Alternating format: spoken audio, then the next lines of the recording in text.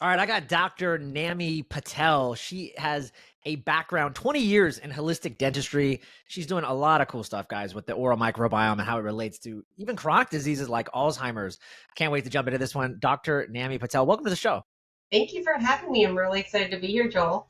Yeah, excited to talk to you all things. We were just talking offline a little bit about holistic dentistry and biological dentistry. And guess what? Like just that term, I'm all about holistic, but just that term biological dentist, it can mean a lot of things. And you and I were talking, I'm sorry to poo poo on some of them, but not every biological dentist is created the same. And you know that. But before we kind of dive into what that even means, because people that are listening to this show are health minded and they want to get their health better. And I think a lot of people are starting to see like, well, I guess that Netflix documentary Root Canal or whatever it was called that got taken off. People are starting to wake up that the old way of doing dentistry may have not been so good for us. But how did you get into this world, specifically the holistic side? I was raised that way, Indian, as you can tell. I was raised in India, so I grew up with Ayurveda. We never really used medicine. It was a lot of herbs, like even our cooking, we've been using turmeric and curcumin for like, eons, right? Raised a vegetarian, always raised with mindfulness. That's part of my religion aspect. I Wow. was raised as a Jain, so the entire idea of Jainism is really being mindful with our resources, being mindful with ourselves, treating our bodies like our temples, because it houses our soul and our higher purpose. So it's always been my lifestyle. And then, I kind of delved more and more and more into it. I never realized how the universe transpires perfectly. In fact, I was going to I wanted to be a neurosurgeon. Instead, I ended up helping a friend of mine volunteer at a nonprofit government clinic, came into dentistry, and then I knew I really wanted to have massive impact on people. Did dentistry, graduated, decided I didn't want to do the traditional route of, drill and fill, and I wanted to look at root causes. So did that. Unfortunately, my brother passed away at the age of 33 Wow. and of a heart attack. So it really got me thinking into like, there's got to be things we can do that's more preventable. And just diving deeper and deeper in. And what I've now learned is that 20 years of practicing 20,000 mouths really how the mouth is the window. Really, it's a root cause of a lot of systemic diseases: heart attack, diabetes, cancer, Alzheimer's, arthritis, mold, just a lot of different things. We used to think disease was from the gut up. It's actually the other way around. It's from the mouth or nose down, because those are, where we intake food, we're breathing in polluted air. Like it's so important to be looking at the oral systemic connection and really looking at how we can live a long, healthy life and prevent heart attack, diabetes, cancer, Alzheimer's, arthritis. Who doesn't want that, right? Okay, Dr. Nami, pause there. When you say, I mean, that just sounds crazy because, right, when we hear these things, and a lot of people, what you just said is key. I hear this all the time. Well, 80% of your immunity comes from the gut. And like, yeah, I mean, there's some truth to that, right? But we miss these other things like the mouth and just kind of highlight some of the things you mentioned. Diabetes, arthritis. Can brushing your teeth really be that simple to reverse all these chronic diseases? Like, what's the correlation? Well, that's a really good question, Joel. So there's more to it. So when I talk about how your mouth is related to a lot of these diseases, and one of the things I always want to say was we're quantum beings. We're all interconnected, right? So it's really nice that we know that the gut is part of our immune system. Fantastic. That's a great place to start. But we have to remember that the gut is connected to the mouth. The mouth is the beginning of the gut, and people kind of forget that, right? Yeah. So really looking at our saliva. So Mm. our saliva is really important, and the type of bacteria that's in our saliva is very important. Because there are certain incidences where that bacteria will overgrow, and especially the bad ones will come in that are causing the heart attack, diabetes, cancer, Alzheimer's, arthritis that I was talking about. So one of the reasons why people have these kind of bacteria is number one, if they're not brushing their teeth. Number two, if they're mouth breathing, which is very common nowadays. I don't know if you read the book Breath, but there's a huge awareness around, Yeah. mouth breathing and being able to breathe through the nose. The other reasons it'll happen is also like hormonal changes for women. Mm. Hormonal changes will make certain bacteria overgrow. A lot of times, dry mouth from like Sjogren's syndrome or autoimmune disorders, it'll cause that. Sleep apnea will cause these things. So there's certain things that happen at certain stages in your life that really start impacting your entire body, and it starts with the mouth. And the mouth really is. I feel like it's it was treated as a stepchild of medicine for such a long time.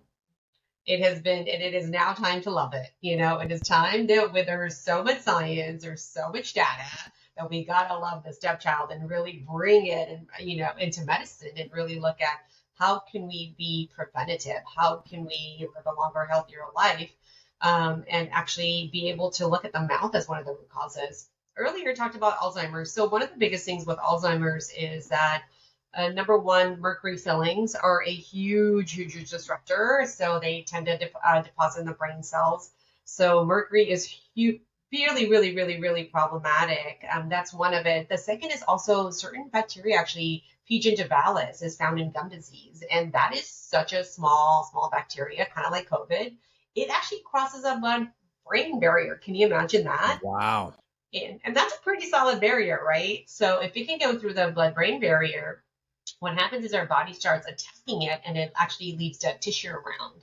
So that over a long period of time, kind of like a low grade infection, that's what we're seeing as Alzheimer's down the road, because the brain tissue is damaged. And believe it or not, it's all caused by this little bacteria. That's one of the causes. Alzheimer's has multiple causes, but one of the best ways to slow down Alzheimer's is to actually get rid of these bacteria, which is pretty amazing to know what it looks like, how we can actually look into it. Believe it or not, I actually dissected some brains for people and of Alzheimer's, and you can actually see this little snake-like little bacteria inside their brains if you look at under a microscope, which is pretty fascinating.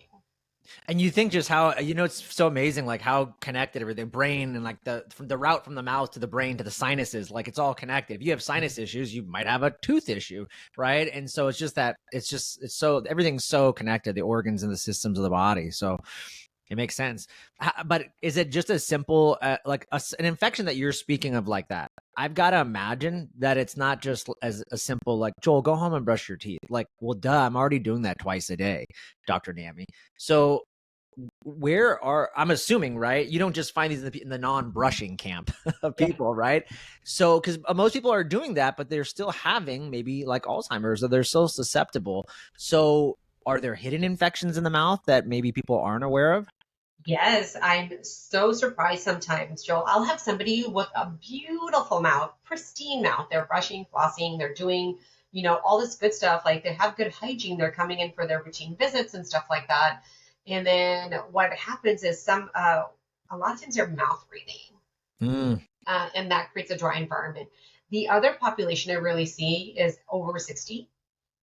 Because what happens is we turn 60, the salivary glands don't output as much saliva as it used to. So it creates this perfect storm for these bad bugs to overgrow. And that's one of the reasons that we're finding a lot of the diseases in our older population, right? Because, frankly, before, why didn't we talk about this 50, 60, 70 years ago? It's basically people died at 60. They weren't living till 80, 90, 100. Like blue zone wasn't discovered then, right? And nobody was thinking about transferring consciousness and living till 200 or whatnot, People kind of just assumed, 40 was starting, that's when they're going to start declining, and 60, 65, they were pretty much gone. They weren't living till 100, 150, 120, or really weren't interested in longevity as much as we are now. And it's because of the science, it's because of the data. We now know so much more. We know so much more. We know what we can do to be preventative, and that's really making a massive difference for us. Okay, you said something really crucial. You said data. And I know your background, you love data. You don't like to just talk in hypotheses and pontificate, well, maybe we could do this. No, you are very by the data. So can you explain to people maybe how you incorporate this data? I know like things like DNA testing, but I've never even heard of this, that dentists do this. Like, what is some of the data that you're looking at? If I come to work with you, Dr. Nami, like what is some of the data that you like to use on clients? Well, the first thing I would do, Joel, if I would see you, is number one, it's going to be a thorough medical history, because you'd be so surprised how often people are on anti-anxiety medications, which causes dry mouth, which causes more bacteria to overgrow. Believe it or not, right? People just miss that link. So number one, we start with a thorough medical history. And then the second thing I would do is I would do a spit test on you, a spit test of saliva, just like we use blood to figure out what our biomarkers are. I'd look at what specific bacteria is inside your mouth and what is your genetic risk for inflammation. What is it your genetic risk for heart attack, diabetes, cancer, Alzheimer's, arthritis? I would look at that, number one. because if I can find your genetic risk, I know how to customize all my treatment for you. So let's say, for example, you came to see me and you're like, hey, Dr. Nami, I'm excited to be here. I'm 42 years old, general health. I take care of myself, no real big issues. But hey, let's say, mom had a heart attack or something along those lines. And I'd be like, let's see, let's take a look and see what we can find. So the first thing I would do is a spit test. Second thing, I'd look at specific bacteria that would be causing these things. There's actually specific bacteria that will cause heart attacks as well that we know. AA is causative, actinomyces. It's a bacteria that is actually, what we find is we find it into the blood vessels. So here's a root. You have all this saliva that goes into your mouth. And from your mouth, it goes into your belly, 5 gallons every single day. Whoa. Yeah.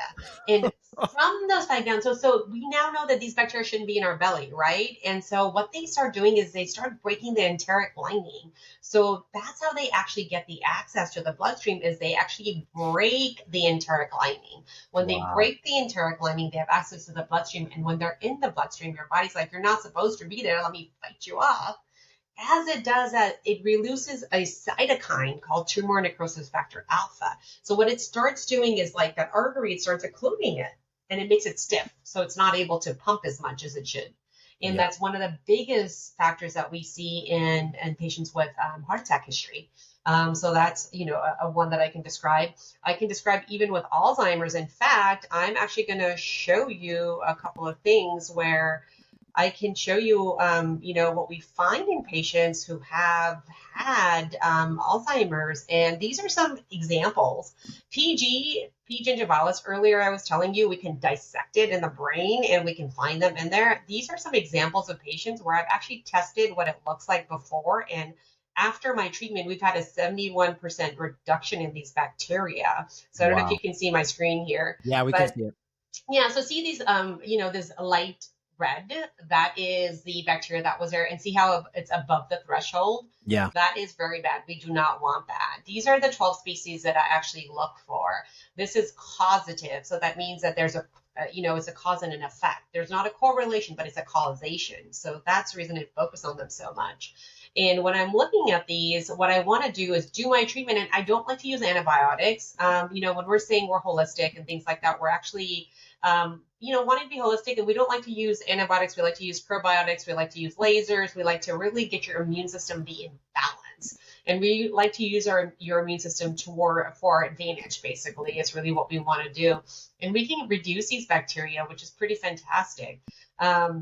And you can see, like, these are some examples here to 86% reduction, 72% reduction. It's really awesome to be able to see these things. And then now, okay, one, I got rid of the bacteria. Sure, I brought it below the line. The second thing I'm looking at here is, see how it's not completely gone? This person probably has a sleep apnea or some sort of a sleeping disorder because they're mouth breathing. You see these, right? So now what I can do is go a step deeper. I can first make sure the microbiome is healthy. Secondly, I can look at the underlying infections or the underlying root causes, which sometimes is a tongue tie, or sometimes it is bacterial overgrowth in a different area. It could also be a vitamin D deficiency, believe it or not. One would never think about a dentist talking about vitamin D, but vitamin D is very crucial, because if you don't have vitamin 3, your gut microbiome will never be stable. Because you need vitamin D3 for specific, gut microbes that are good for us to actually survive. So we're looking at a lot of these things. It's pretty in depth, as you can tell, and it really kind of deep dives into it, just kind of like what we do when we go to our medical doctor's office. So it's not this like, let me fill a hole, it's really all about, let's look at what the data is telling us. Let's look at what your body is telling us, and let's see how it's responding. We not only do the treatment, we actually retest it to see how things are looking. And based upon that, we actually look at helping prevent more disease and dysfunction. So I love that, because like you said, you can see the markers going down, but if they're not in some of some of the data you had, it didn't go all the way down. So that led you to say, okay, what else is there? Tongue tie? Is there mouth breathing? So it helped you go even deeper until you get to that root cause, which I really like. That's really cool. And it's nice because, again, we don't know everything off the back, right? Like earlier, we are talking about like, the fungus and mycotoxins. It's like the number one thing that is missed or hard to detect and whatnot, right?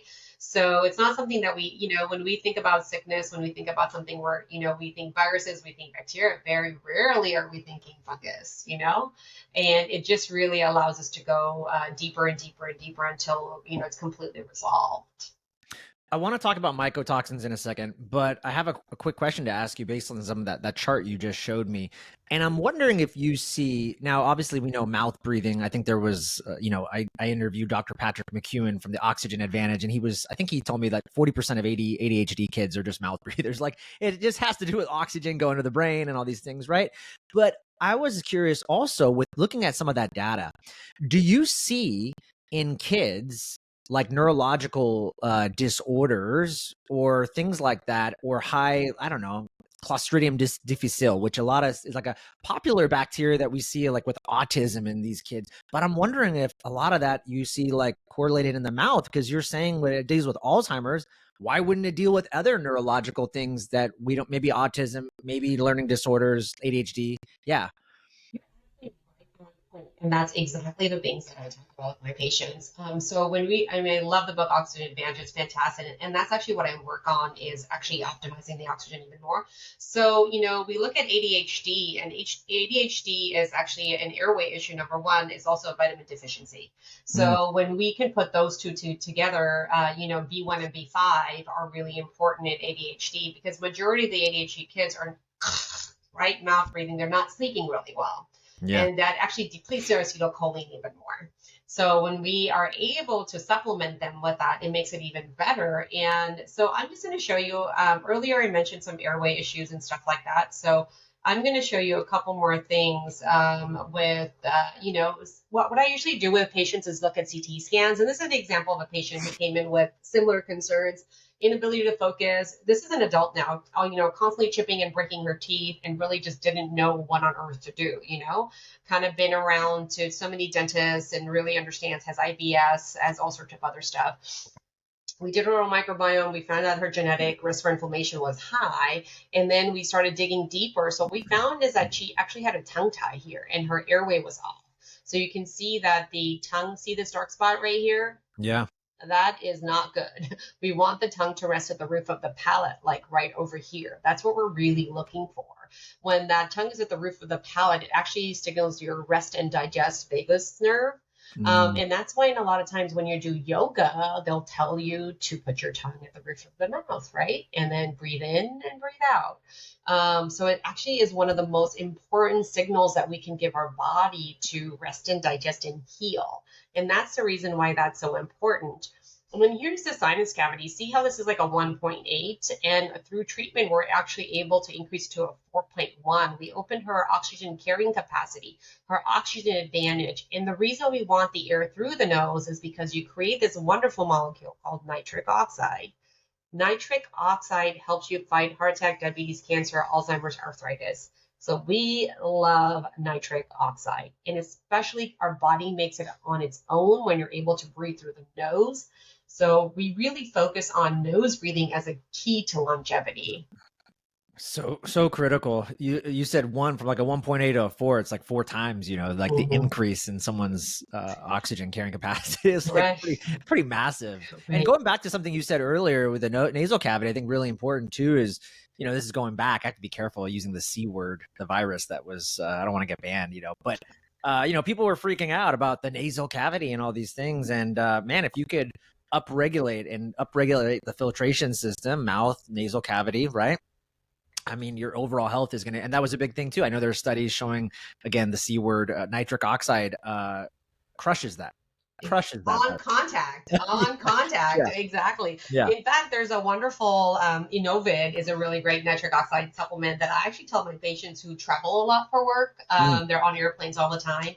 I'm like, hey, you know what? Spray a little bit of this before you get on the airplane, and you're out and about. It makes a massive difference. They don't get sick as much, right? And that's what we're really wanting is we're really wanting to, the quality of life is important. We want good quality of life. That's really our focus, is to age and age well. Yeah. I wanted to ask you, let's talk about mycotoxins briefly. People that don't know, we're talking about mold. That's mold toxins. I know that people can have these hidden infections in their root canals and cavitations. And I've heard dentist Dr. Nami saying that they found mycotoxins and even Lyme in people's mouth in these cavitations or in some, there's hidden infections. These people, by the way, usually a lot of these people have the reason they're coming to someone like you because they have autoimmune diseases that's no doctor can figure out. And yet it was all in their mouth. And as soon as they wipe that away, guess what? Their Lyme, whatever, their Hashimoto's, whatever it was they were dealing with went away. Have you seen that? Absolutely. And the reason why that happens is actually, if you were going to get sick, Joel, I'd rather you get sick for 7 days and you're over it. Your body is going to be like, I'm done, I'm fine, I'm going to move on. Yeah. But with root canals, with cavitations, they're not being diagnosed right off the bat, right? So that's that low grade infection that's festering and festering and festering. It festers for 2 years, 10 years, 15 years, 20 years. And those are the patients that we're seeing the autoimmunity happen with. And especially if they're have like IBS as a common example, there are people who have had root canals and they have an infection at the root of the root canal. And it's undiagnosed. Most dentists are like, hey, you're fine, no big deal, unless they're taking the CBCT to really see if there's a beginning of an infection or a low grade infection happening. When those teeth get cleaned out, the IBS goes away. Mm. And so lots of examples. I mean, I have patients, ADHD is a common one that we have gotten rid of just because we fix the airway, open up the sinuses, or a tongue tie release, acid reflux is gone. We have so many things that we've done in the practice that has really made a massive difference on patients. Kidney infections, liver infections that they were not able to treat until we got their own microbiome stable. And then all of a sudden their liver was responding better. Because remember, our body has finite resources. So let's say I had this much, I don't know, energy, right? If I'm going to spend like low grade infections, it's going to take up a lot of energy to fight off, right? And that's consistently being used. It only like leaves me 20% to focus on the other stuff. We want our bodies and our immune system to really focus on regenerating and fixing. We don't want it to be fighting. It's like offense and defense, I personally feel, I don't know how you feel, but I feel like, defense is hard. It's an upgrade, it's a battle, right? Versus offense, you have an intention, you're going, it's a different energy, for lack of a better word. There's a different energy and a different way we go about it. So, yeah, so critical. I wanted to ask you, one of the fascinating things, my son, when he was, I don't know, I think 3 years old, I was a new parent and my wife and I made some mistakes with brushing his teeth early on. I think he was still being breastfed and stuff, so we just didn't brush them until way later. And I remember I went to a dentist that my sister-in-law recommended in San Francisco, and they looked at his teeth. It was the first time we brought him in for a checkup, and the dentist said, "Oh, he has 7 cavities. We're gonna pull all his teeth." And I was like, absolutely not. I mean, I left the place. I was like, thanks for your recommendation, but I had just started learning about, biological dentistry and that ozone and some of these things, minerals can help save the teeth. So I ended up finding, I didn't know you were in San Francisco at the time, bummer, but I ended up finding another dentist who was a biological dentist. And I brought my son in. Now he had 7 cavities and the dentist looked at him and he goes, I don't see why we can't save these teeth. And and guess what? I went every 3 months or every 6 weeks for a year and had ozone and minerals done on my son's teeth. And guess what? Never had a single one pulled. Can you talk about some of the technology things that you were mentioning earlier? I heard you say ozone and lasers, but I think for a lot of people, they have no idea this even exists. And if a dentist tells them they got to remove teeth, they're like, well, I guess that's what I got to do. And for a child at 3 years old to remove their teeth, like I know how important that the teeth are to the overall health. And so I was like, I can't do that to my little guy. Like, man, he's starting the world off in a bad foot. But again, people don't know that. They never even heard of ozone and like a laser and what it would do. Talk about some of the technology and some of the things that you guys are using. So, I really love ozone because ozone is extra oxygen. Is basically ozone is made when there's a lightning striking, but ozone is just fantastic for the body because it is helps your body heal, it fights bacteria, it just does a world of wonder. So, like with your son, when he had cavities and stuff like that, the first thing with ozone, and in fact, I use ozone on all my patients all the time, even for hygiene, every 3 months, and The reason I do that is for several reasons. One is that it will kill off any bad bugs. It'll help the good bacteria survive and kill off the bad bacteria, right? So that's number one. And ozone is used in several different ways. So I like to use also ozone injections. So if I Ooh. wanted to put it in cavitations, we can inject into cavitations to make sure that if there's a low grade infection, I'm actually making sure that it's cleaned. Sometimes old root canals, let's say you came to me and there's like, 6 root canals that are done, and there isn't really, a problem with it or anything like that quite yet. And so what I can do is make sure that it doesn't develop into a problem. So we can do ozone injection underneath the root canals to make sure that they stay sterile and they stay fine. Because imagine losing 6 of your teeth. It's a great alternative and not having to get teeth pulled out. And especially if we can get the results that we want to, it's fantastic. The other ways I like to use ozone is through water. A lot of times patients have IBS, a lot of different uses, issues and stuff. So we actually use ozonated water as part of our therapy. And a lot of time in our, periodontal therapy, we use ozonated water. We also use ozone gas. For people who have chronic sinus issues, ozone gas is amazing. And usually those chronic sinus issues tend to be mycotoxins. Hmm. So those ozone gas is really fantastic because we can actually inject ozone into the sinuses and also use it through the ears. Ears, nose, and throat are all connected.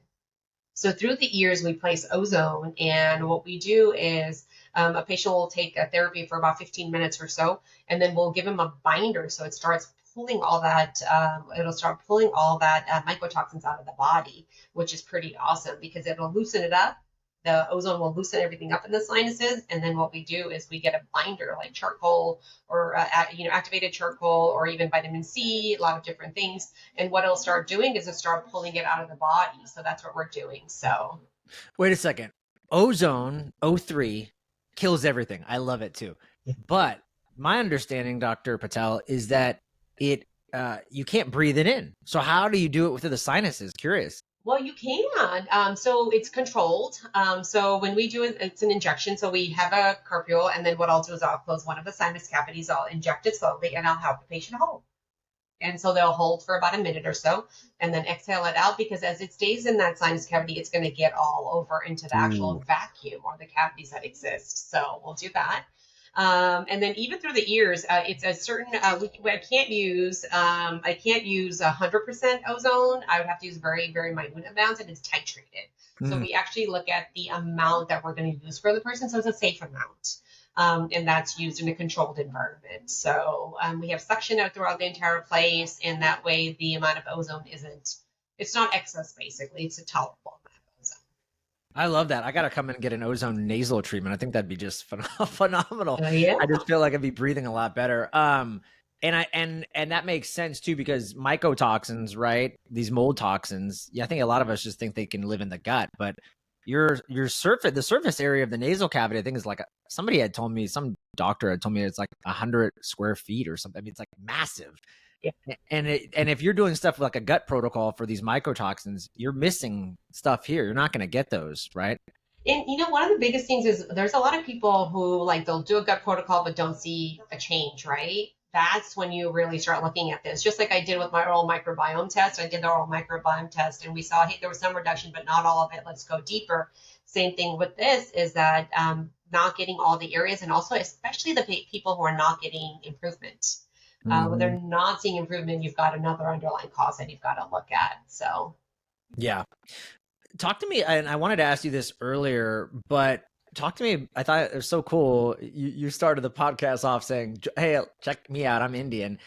So I guess I just assume, yeah, you practice Ayurveda, but you do. So talk to me about how people don't understand Ayurveda is such an amazing practice. It's like the first, really like integrative, like modern, like what we'd call like functional medicine today. I think you go back to the roots of Ayurveda. It's like that's where it all started. How do you bring that approach to the office and just to your clients and your patients and the people that come to see you? Like, what are some of the things that you like to teach them and that are Ayurvedic principles they probably don't even know? first thing I always start with when I talk about Ayurveda is so I actually went to the first university where Ayurveda was started, which was really cool to see in Varanasi, and really look at There are so many other availabilities. Like, so people are just like to turn to like a pill so quickly, right? Instead of turning to like, like an aspirin or, antibiotic, which is so overprescribed, or an opioid for pain medications and things like that. Ayurveda is really fantastic about utilizing herbs and utilizing things that will be very helpful. So one of the things I always start with my patients is I tell them it's got to be a lifestyle change. It's like, I don't want you popping pills of turmeric every single day. I want you to start cooking with it. Mm, Instead of, popping a curcumin pill, I want you to start cooking with it, incorporate it part of your diet. And as far as like detoxification, let's use chia seeds. It binds. It's a great binder. wow. So start using your food as medicine, really, and really utilizing, better, healthier choices. And instead of going to, if you have a headache, instead of number one, running to an aspirin, breathe for 20 minutes, hydrate. A lot of the times headaches come about there because you haven't slept well or you're dehydrated. Mm, Let's get that out of the way first, which is very, very, very common in today's society because everyone's so on the go, go, go. And especially when it comes to sleep, it's the number one thing that's not looked at. And as a dentist or a functional dentist, that's the one thing I look at as well is, really making sure that the sleep is in order, and really making sure the foundations are stacked up. Form and function go together. So really realizing how can we correlate things? How can we add things into your life so that you have more balance, not just for today, but it's sustainable and it's a way of living because Ayurveda is a way of living. It's yeah. not like, hey, I think it's cool to do yoga. It's really like, we're doing yoga because it actually helps you stretch. It actually gives you flexibility, and that's what you need as you age. Because that's the only way to stay young is if because you start becoming rigid, right? Our bodies become rigid, so we need to loosen them a little bit and really incorporating Ayurvedic lifestyle is what I call it. So. Yeah. I love that. That is so key. Um, I wanted to ask you, what do you think? You get a lot of people, you have a lot of data, 20,000 mouths, like you said. What do you think is like the most shocking mistake that people are making with their oral care that's probably aging them faster? And what's something they need to stop? Well, the first one is mouthwash. It's a bunch of caca. Let's just like, like I tell my patients, like, don't even bother. Like, I'll tell you if you need it. There are only certain people I recommend mouthwashes for. And usually there are people with some sort of like history of cancer, have dry mouth or something like that. But mouthwash is just designed for us to make us feel better. It's a bunch of marketing, right? Same thing with toothpaste. It's actually not needed. If you can actually brush your teeth and do a mechanical removal of bacteria, the biofilm, you're actually okay. You really don't need that. So I would say number one, mouthwash is the number one thing because it kills good bacteria because of the alcohol and it makes your mouth dry, which makes more bacteria overgrow. So that would be the first one. Second is also you got a tongue scrape. Hmm. This is the Ayurveda kidney, right? You got a tongue scrape. American culture or Western culture has not looked at the tongue as a very important vital structure. In Chinese medicine and Ayurveda, the tongue is really important. It is highly vascular, has a lot of blood vessels in it. So our body actually detoxes through our tongue. So you got a tongue scrape every single day. Every time you Wow. brush your teeth, tongue scrape. Get all that junk out so you don't swallow them back in. I only do it in the mornings, right when I wake up. You're saying do it after you brush? Yeah, do it twice a Oh, day. Yeah. yeah. So get rid of that. It's great exfoliation because our tongue also has skin cells, right? So you get rid of the dead cells as well. So that way you don't swallow them all in. So I would say definitely, definitely, definitely need to do those for sure. So good.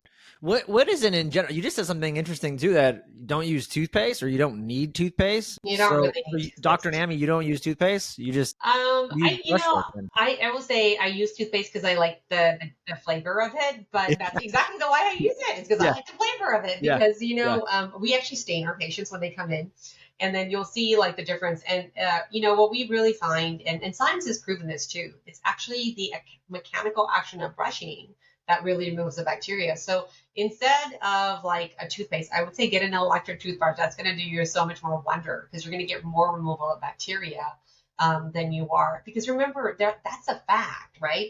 The feeling of feeling good is the reason I use a toothpaste. But the fact of it is that mechanical action of brushing is what removes bacteria. In India, actually, grew up using like a twig. It's like a tree. And you take the tree twig and you actually chew on it and you make a little brush out and you brush your teeth.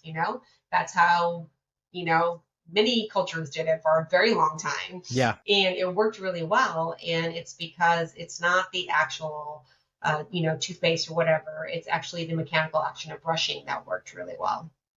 But I will say, Indian culture notoriously known to have gum disease because they got the twig really right with the brushing, but forgot all about the flossing. So, which Flossing is is really good fun though. to see. Yeah, flossing is really important, but the Okay. cultures didn't have it way back then, right? But then they also died at 40, right? Yeah. So it's really interesting to see how evolutionarily there's been a lot of changes and stuff.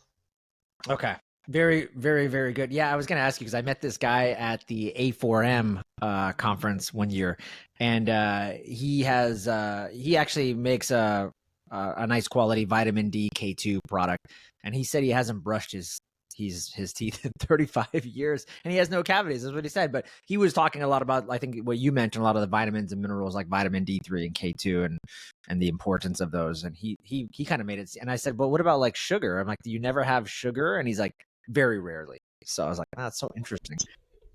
Because D3 is a hormone, right? And it's needed we need D3 for teeth. Like a lot of times we'll see patients who have a D3 deficiency actually get gum recession, or we'll also see like implants fail. Like that'll be a really common one.